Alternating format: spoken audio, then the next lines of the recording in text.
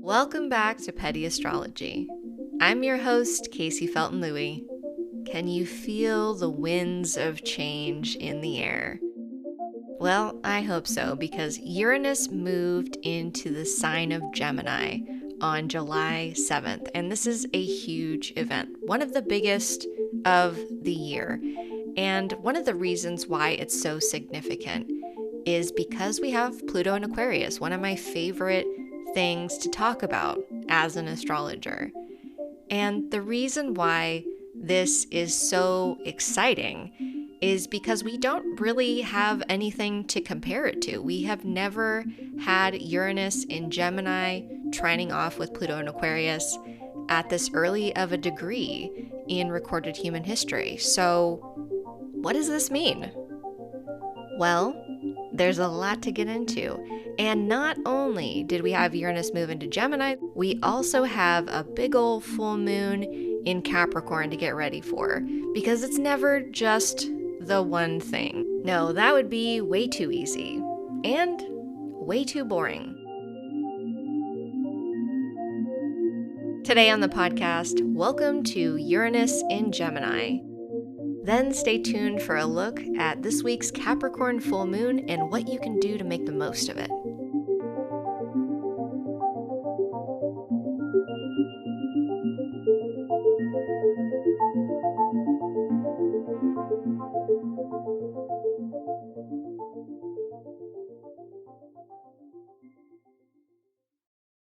Uranus is a planet of change, inspiration.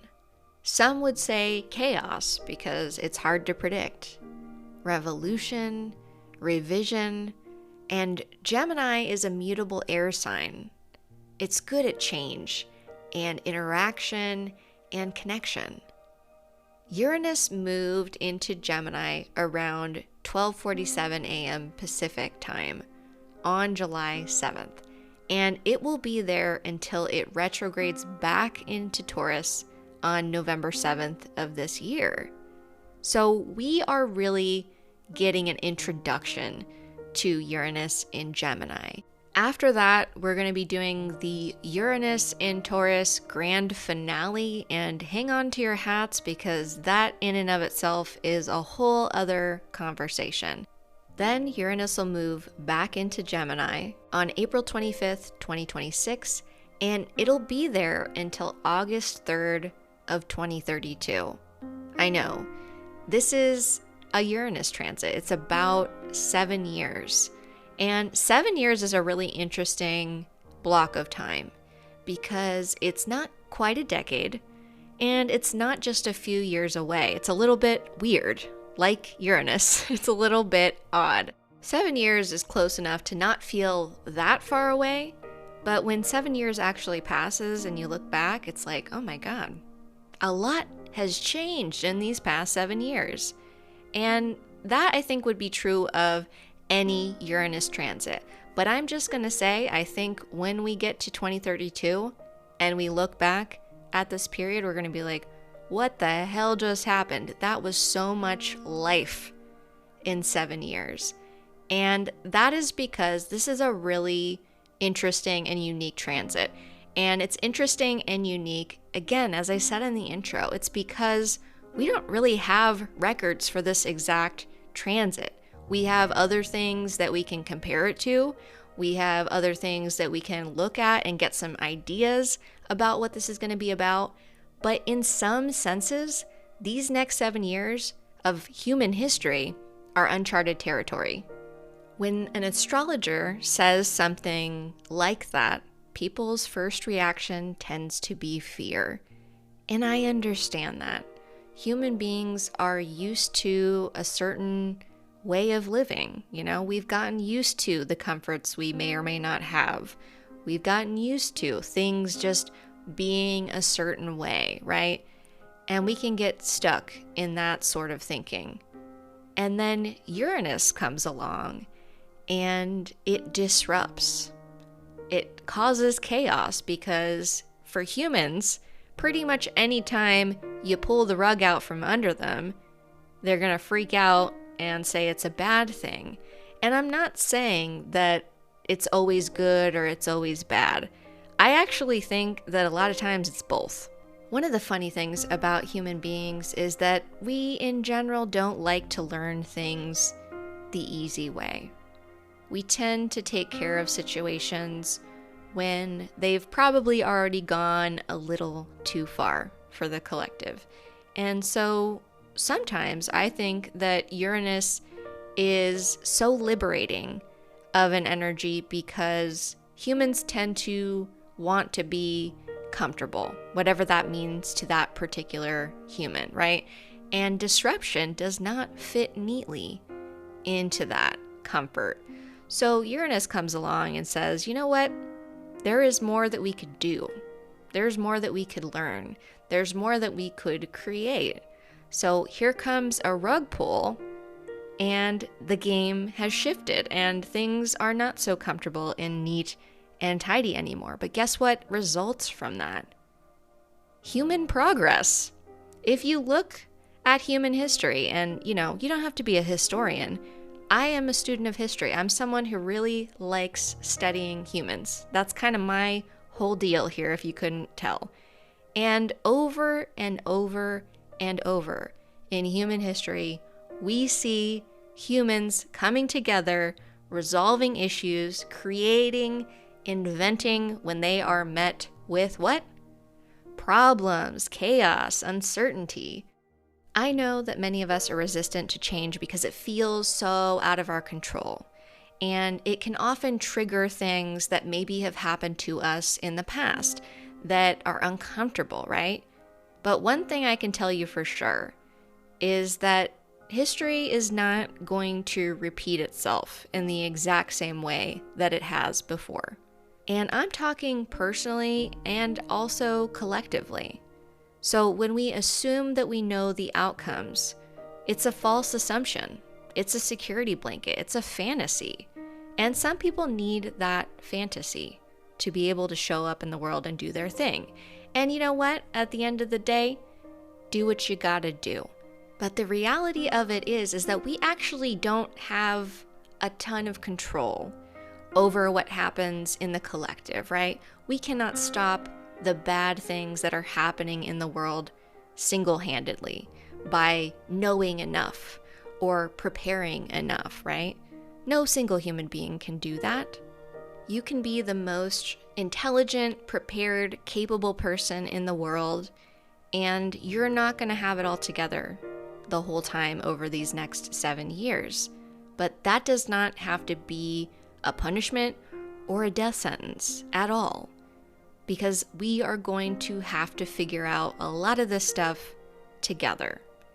And that is kind of the beauty of this energy, is that we are being faced with some of the biggest problems that human beings have ever faced, because things like climate crisis are extremely existential in a way that I don't know that we've seen.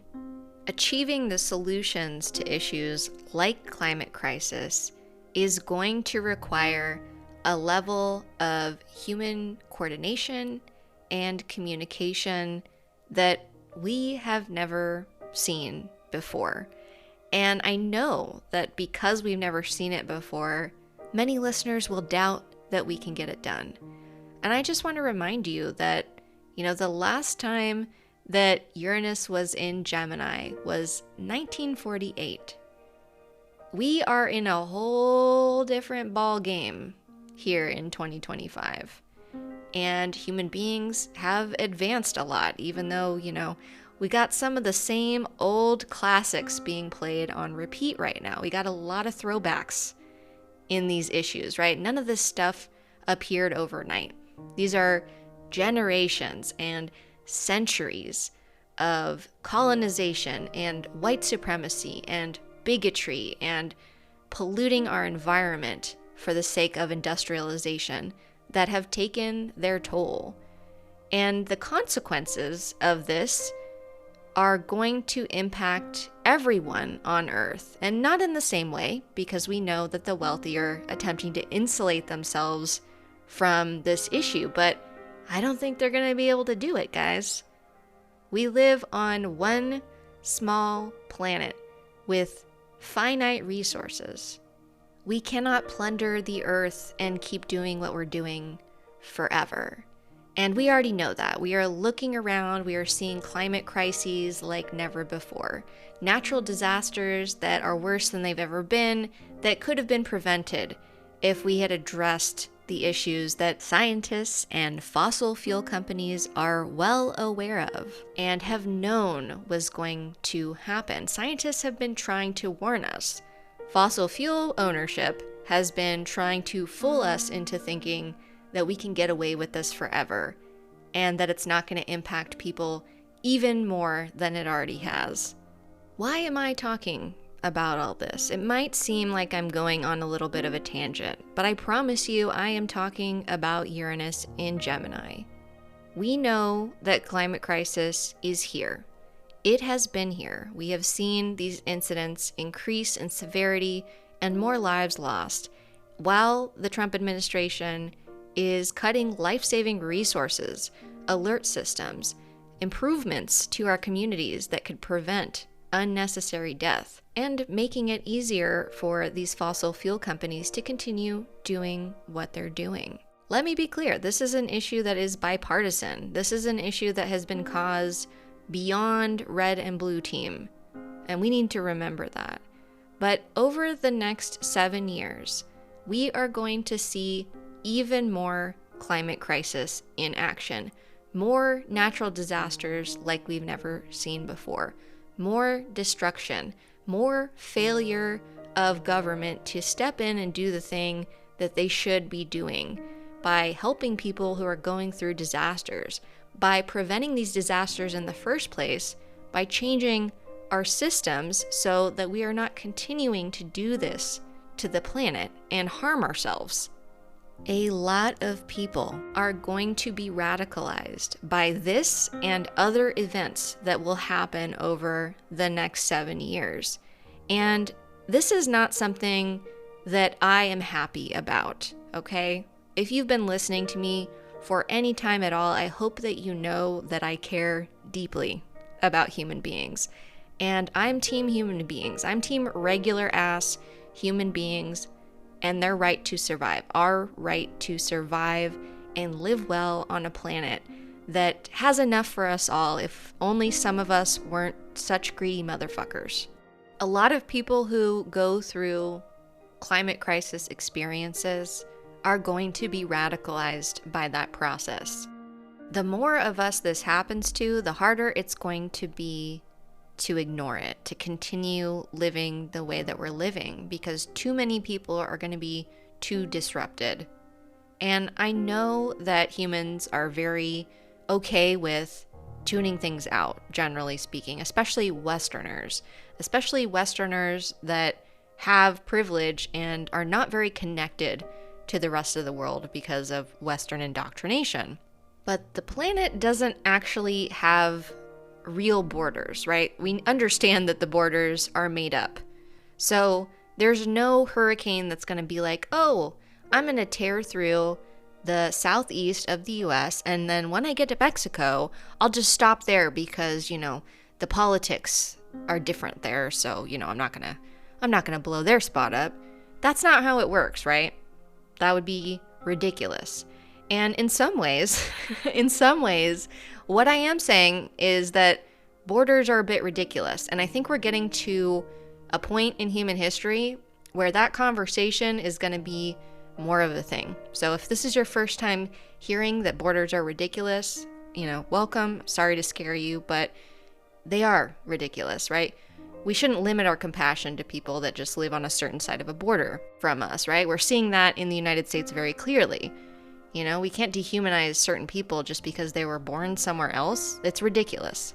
It's going to get more and more ridiculous as this stuff goes on, as the destruction piles up. And these kinds of moments are moments where the community really has to show up because the government fails in a lot of these instances. And it's not because the government is like an inherently bad idea. It's because the government is not really to serve the people, right? It is, they chuck a few coins in your direction maybe, depending on the type of support you get, the community that you're from, all of that stuff. But it's very complex, and they are not able to do enough. And so local communities end up having to meet the needs during these crises. We've seen this over and over and over. We saw it in Asheville. I saw it here in Los Angeles earlier this year when we had climate-fueled massive historic fires. And I'm sure you've had events closer to you too, because that's where we're at.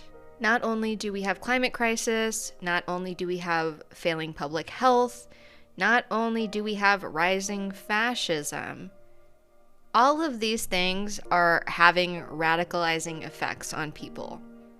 People being abducted from their neighborhoods is requiring that the people in those communities get very organized if they aren't already, so that they can communicate with one another so their neighbors don't get abducted, right? Horrible situation. Nobody should have to do that. But in a lot of cases, community organization stems from crisis. Radicalization can also stem from crisis, because when we're in moments of chaos and destruction and suffering, we're forced to learn pretty quickly, right? Or pair up with people who know what they're doing. And I think a lot more people are going to be having these types of experiences throughout Uranus in Gemini. Not only that, those of us who don't go through those things directly, we'll watch people we know or strangers experience these things. Awareness will increase. People will get more information. There will be more conversations about these things. There will probably also be a lot of cults and conspiracy theories and weird ideas. So unfortunately, I don't think those are going to go away. But I also think that we have more access to good information now than ever before in human history. This is one of the reasons why I think fighting censorship is going to be so important in the next years ahead, because our access to true and accurate information, whether it's just people filming their experiences on their phones or independent journalists telling us what's actually going on, because major media outlets are just towing the billionaire storyline, right? We're actually seeing stories not make the news because, maybe CNN doesn't want us to know that people are rallying their communities and fighting back against ICE and winning. There are certain storylines that are not going to be good for the owners of mainstream media or the people that currently hold power. And we've been watching people start to realize that a lot of the mass media that they used to trust or were taught to trust doesn't actually reflect what is really happening. They're seeking out alternate sources of information. Some of those people are finding good, real information. Some of those people are landing in, conspiracy theory, weirdo, online internet corner. Regardless of where they're landing, there is a hell of a lot of people having their minds blown these days by the experiences that they're having, by what they're watching on the news or in their communities. And I think that we are watching one of the biggest consciousness-raising moments in human history, because we do have so much access to information, maybe too much at times.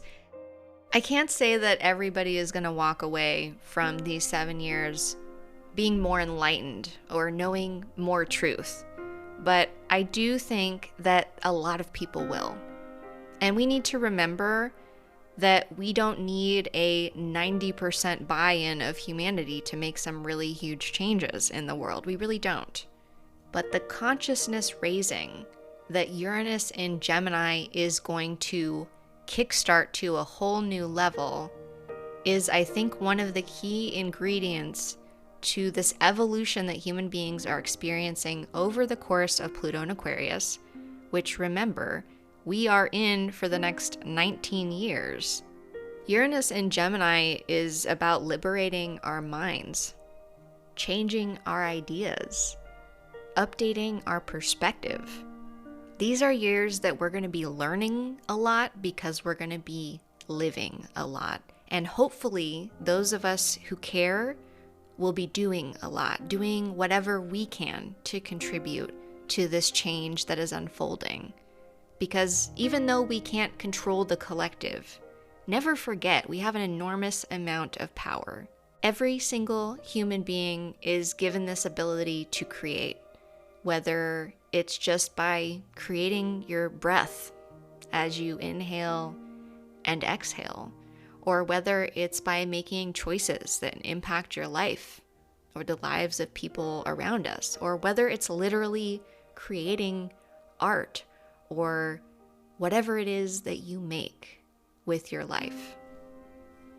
You have to be open to inspiration over Uranus in Gemini, welcoming ideas for how you want to create your future and your piece of our collective future. We can learn from the past, but we can't let it shape our future. And Uranus is here to disrupt our way of thinking, to disrupt the ideas that we've held on to firmly for far too long. Because the changes that we need to create in our lives and in the collective are going to require some upsets. They're going to require some new approaches. They're going to require some ways of doing things that haven't really occurred to some of us before. All of this is going to inspire and inform a new era of human communication. Organizing people to be effective, to listen to each other, to work together, to collaborate.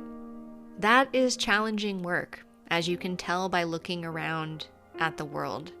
But there are some of us who've had a lot of practice and have a lot to teach. And there are some of us who have a lot to learn. And through this process of change and learning and connecting and organizing and meeting the moment together, that is how we are going to make the changes that need to be made to build a better future for all of us. And so Uranus in Gemini is giving us this amazing opportunity to learn, and to learn as a human family. Because if humans want a future on this planet, and I believe most of us do, it's going to require us working together and getting rid of capitalism and not fighting over resources and killing ourselves in the process. Over the next few months until November 7th, we are going to get a preview of what Uranus in Gemini is going to be like when it moves in earnest next April. Like I said, this transit has a lot of implications, but here are some of the things that I'm thinking about over the next 7 years. You're going to hear a lot of people out there comparing Uranus in Gemini to World War II or the Civil War. There are times in history where the United States has been at war and Uranus was in Gemini. Absolutely, that is correct. But I would ask you, when the United States has not been at war or occupying or doing coups on other places, I think we have always really been at war of some sort. And I do think that we are likely to see conflicts continue throughout this time. I do think some will resolve, but I do think that it's not over yet. We know that. But particularly around borders and how people in certain pieces of land want to identify, I do think we could see some changes to maps over the course of Uranus and Gemini. And I don't think it's impossible that in the United States, some states or state may approach this topic over the next 7 years, and there could be a number of reasons why that happens. But I don't think it's out of the question. Will it go through? Will it happen? We don't know. We'll see. Remember that things can change really fast over the course of these years. This is going to be a very inventive time. I also think that we're going to see continued attempts at censorship, and the control of information is going to be a really huge topic that I think people anywhere need to be concerned with, because governments are doing it differently in different places. But there is a lot of technology and AI that is being willingly brought into our lives, and that is going to continue to be weaponized. And I think we need to have some very fast and very real conversations about that, because those are tools that allow the government to control us and makes it easier for them to find ways to justify locking us up, especially if you're here in the United States, where they really want to do that because they make a lot of money off of locking us up. That's the big gag. So on that note, we really do need to care about our communities, and that means everyone in our communities. That means people that don't live in houses. That means people in your community that are behind bars or that are in the back of ice vans. Those are people in your community. We have to expand our understanding of what community means. And in fact, I would argue that in a lot of ways, Uranus in Gemini is about being a global community and really widening our thinking at a time when we're being asked to double down on our nationalities and our race and just only care about like things that affect us and, people like us and nothing else, right? That is going to be a severely limiting ideology to carry through this time, and it will cause a lot of harm. So I think that this is an opportunity to really rethink how we relate to other people. Global community. Local communities will get a big boost, I think, for the reasons that I mentioned before. And, we need each other. We need to know the people around us, and we need to work together with those people because, a policy can be set federally, but it's enacted locally on the ground, right? So we need to know people on the ground of where we are. We need to help people that need help. We need to be in community with the elderly, the disabled, the people that might have a harder time accessing our communities. Maybe because, people don't mask. Some people are so immune compromised that even if they could come in public and try to do community organizing, they could possibly get a disabling or deadly virus from trying to do that. So we also need to think more about how we can be in community with others and broaden our understanding of what that means, because these are the people that are hopefully going to be beside us when we're organizing our communities.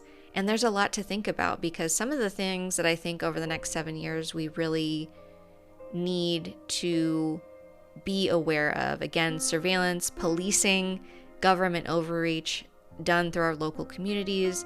I think that local libraries and schools and post offices will continue to be places of contention because they symbolize collectivism and they symbolize communities that are actually more functional.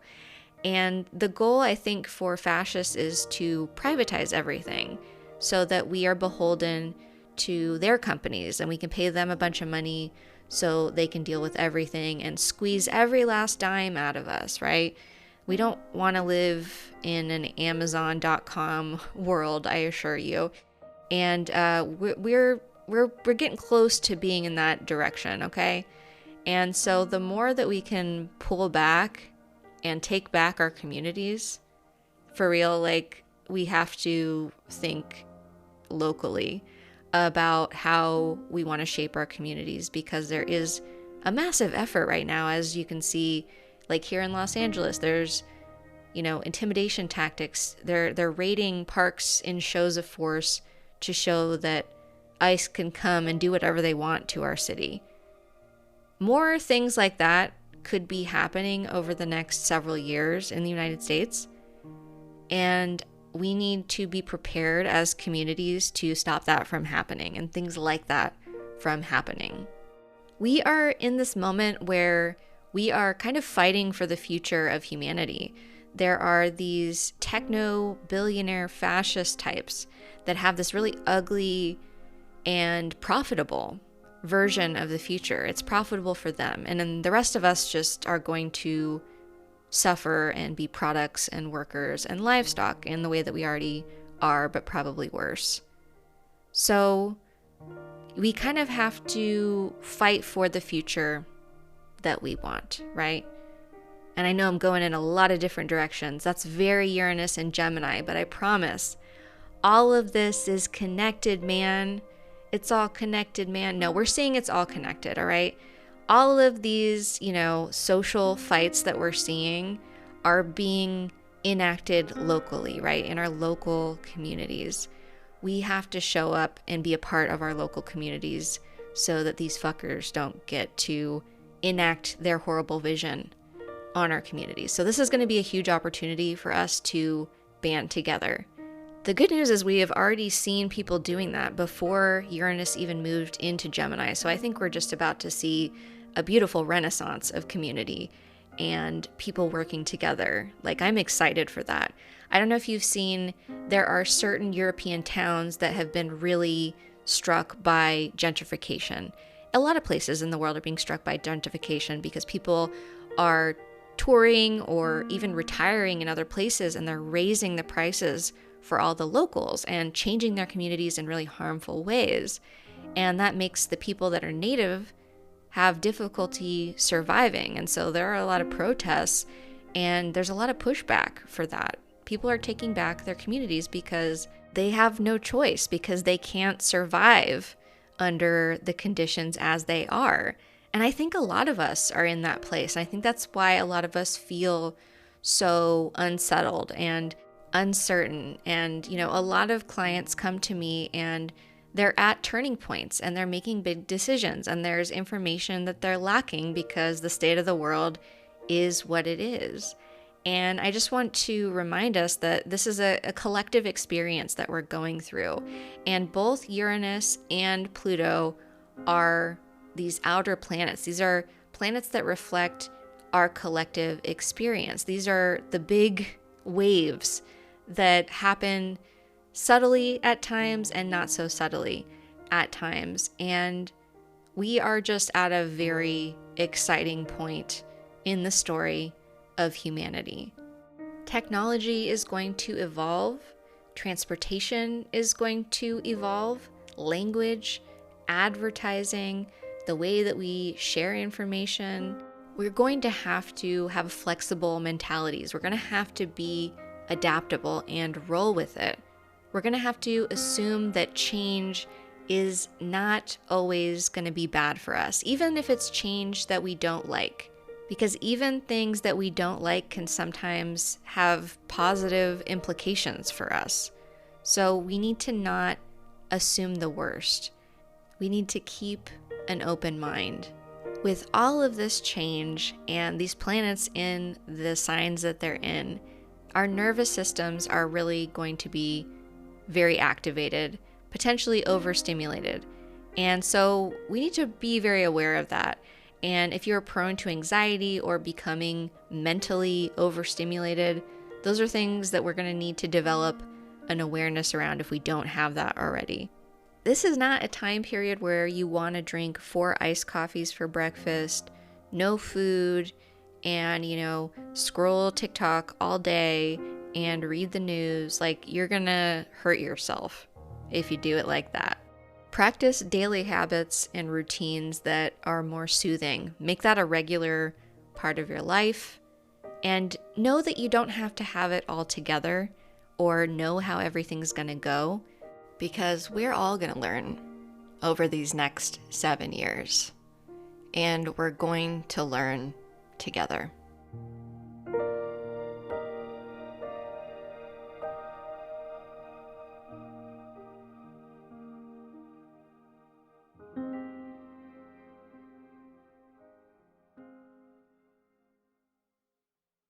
There is a lot to talk about with Uranus and Gemini. It's a 7-year period and it's a big transit. So I will keep talking about it here and over on Patreon. Make sure that you're signed up for my mailing list over there for free so you can get even more astrology and updates about what else I'm putting out in the world. This is a big week astrologically because not only did we have Uranus move into Gemini for the first time since the late 1940s, but we also have the Capricorn full moon. That's happening on Thursday, July 10th at 1:36 p.m. Pacific time. And it's happening at 18 degrees and 50 minutes of Capricorn. So if you find wherever that is in your chart, especially the house and any personal planets or other planets it might be aspecting, is going to let you know a little bit more about how this full moon is going to impact you directly. But there's a lot to talk about with this energy because Capricorn in our Western, and for those of us who are American, world is often written off as kind of like girl boss, hustle energy. And I have to say, especially as a Capricorn moon, it is so much more than that. Capricorn is about what we're here to accomplish in this life. It's kind of like our mission. And in Western culture, a lot of times we identify with our jobs, right? The way that we earn a living. And in astrology, those are actually totally separate parts of your astrology chart.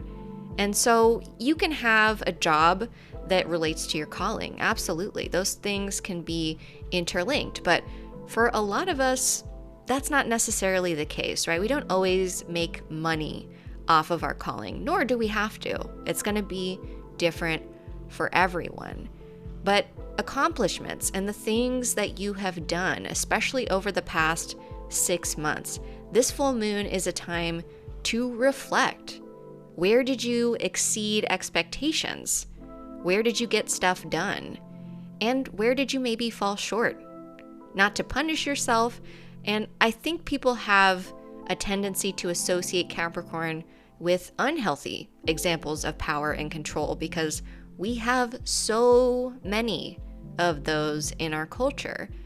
But when we fall short, when we don't do things the way that we would have preferred, that is an opportunity for us to learn and adjust and reorient ourselves towards what we actually do want and take the lessons that we've learned from the successes and the failures and make adjustments and recommit to the things that are still in alignment with you on this mission that you're on in this lifetime. Full moons are often times where if you've been putting in the energy, if you've been putting in the work, your end of the bargain, you can make all of the wishes you want, but if you don't align your behavior and your attitude with those desires, well, you might not be so good at manifesting. So manifestations will often show up around full moons. So whether or not you get everything that you've been manifesting for this Capricorn full moon, it is a great time to reflect and to tweak things so that you are better set for the path ahead. That might involve adjusting your time commitments and how you fit the things that you feel are your calling into your life. If something is your calling, is it not supposed to be, a regular thing that you put some energy into? Because if it's not that, you're going to have a harder time manifesting what you want out of it.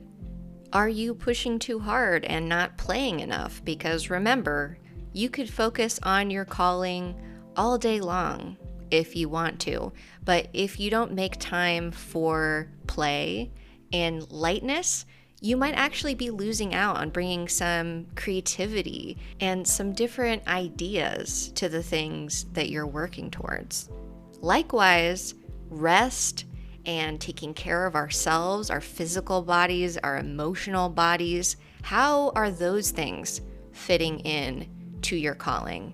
Because if it's all hustle and grind and no restoration, no processing, no fun, well, that's not good either. And that might actually not be helping you achieve the things that you want in this life. You are more than your day job, and you are also more than just your calling. Yes, this full moon is about those accomplishments and the things that you're responsible for in this life and how you show up in your power in this world. But how do you bring the other parts of yourself to whatever it is you're pushing for? And how do those things ultimately help you reach those goals? The full moon is also a time to let go, because when we're adjusting and we're trying to embrace new things, that often involves letting go of the stuff that is just weighing you down, that isn't really helping you get further along your path. Some of the things that could be a part of this full moon for you could be evaluating your relationship to your calling, to your responsibilities, to your boundaries in life. Do you view those things as a punishment or like a burden that you have to carry? Because is that going to really help you get further along? Probably not. Neither is picking at yourself or picking at your mistakes, because this full moon can also be about expanding what is possible for your calling. Does it have to be an arduous journey? Or can you enjoy the journey? Can you actually have fun and bring more levity and inspiration to the things that you feel called to do? So many of us were raised with strict ideas about what it means to achieve and have a calling. And a lot of those things are about competition and capitalism and being better than other people. And the reality is we don't have to be better than anybody. We just have to do the things that we're here to do to the best of our ability. We're not in competition with anyone but ourselves, despite what the culture may say. So for some of us, this full moon may be an opportunity for us to let go of some of the ways that we speak to ourselves, or some of the attitudes we hold about when things don't go perfectly for us, or maybe we don't go perfectly when we're trying to accomplish the things that we want to accomplish. We don't have to recreate toxic authority figures' voices in our heads in order to achieve, in order to build ourselves up. And even though a lot of us know that intellectually, look at how you practice that. Are you somebody that is really harsh with yourself? Are you really critical when you do something that maybe you don't like? Full moons are very good at revealing things to us. And sometimes the reveals are the things that we've been manifesting. But don't forget that if we've been really hard on ourselves, if we've been beating ourselves up in our head or otherwise, those are manifestations too.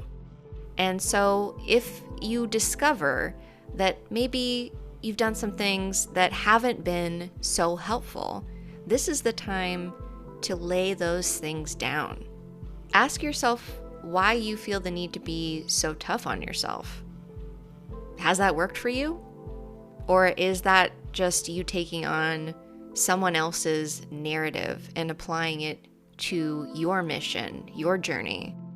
Saturn is the planet that rules Capricorn, and Saturn is about authority, among other things.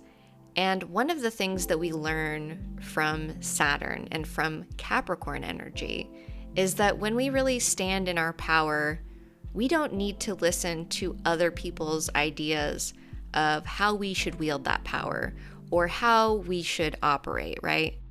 With this full moon in Capricorn, we have the opportunity to really tailor our understanding of what it means for us to embrace our personal authority. And we get to decide how we want to embody that in our personal lives. We don't have to do something the way that someone else did it because we're not on their journey. We're not in their power. We're in ours. What would it look like to take full ownership of every drop of power that you have in you? This full moon is giving you a glimpse at the possibilities for what that could look like, should you accept this mission. Of course, you do not have to do a damn thing for this full moon, but if you are looking to embrace your power, if you are looking to step up to the plate, which is what Pluto in Aquarius is asking us to do, and now we've got Uranus in Gemini, insisting that each and every one of us take our role in this collective.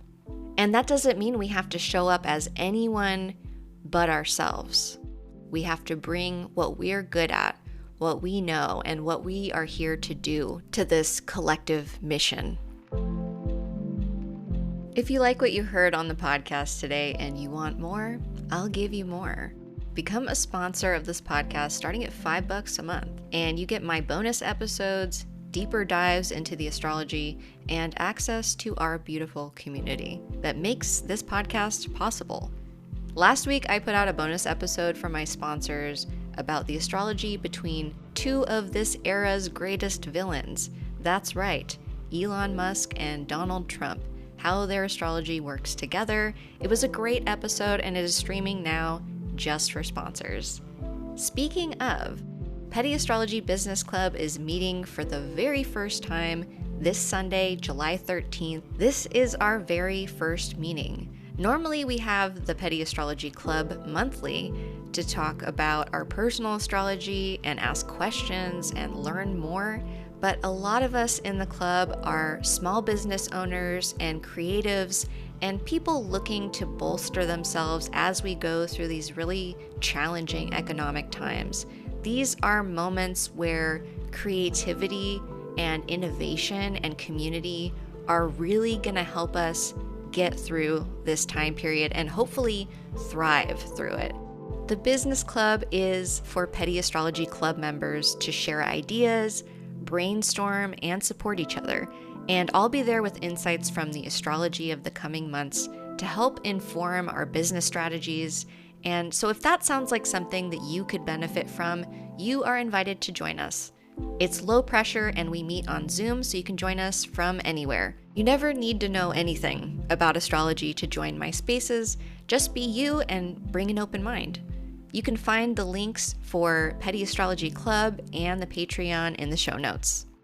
That's it for this week's episode. Tune in on Patreon for even more Petty Astrology.